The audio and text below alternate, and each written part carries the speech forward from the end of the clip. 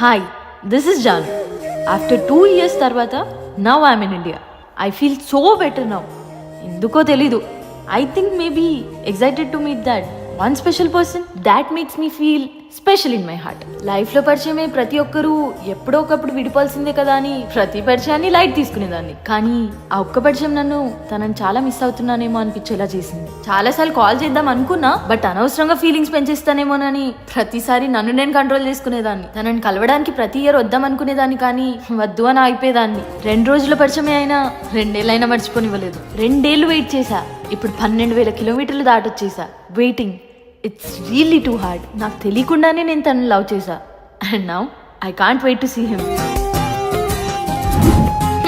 బా, ఇప్పుడు కిలోమీటర్ నడవాలి. పద.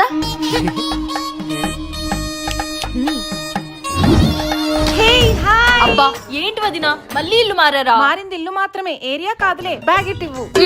ఏంటే ఖాళీ చేతులతో ఊపుకుంటూ వచ్చావు? బ్యాగ్ పట్టుకోవచ్చు కదా, పట్టుకో. పేరుకే ఫ్రెండ్, హెల్ప్ చేయవా? ఫీల్ అవ్వట్లే, పద. నీ గురించి తెలిసే మీ అన్న ఏరుకోరి మరి ఇదే ఏరియాలో ఇల్లు తీసుకున్నాడు. అదేదో గ్రౌండ్ తీసుకొచ్చుగా. నువ్వు వచ్చాక మళ్ళీ ఏరియాలో ఫ్రెండ్స్ లేరు, ఆడుకోవడానికి పిల్లలు లేరు, అది ఇది అని గోలగోల చేస్తావు కదా, అందుకే ఆఫీస్ కి లాంగ్ అయినా ఇక్కడే తీసుకున్నాడు. అమ్మాయి వచ్చేసింది. ఏం పెట్టవే బాబు, అంత బరువు ఉంది. గిఫ్ట్లే మీకేనే. అవునా అవునా. ప్లీజ్ సబ్స్క్రైబ్ చేసుకోండి.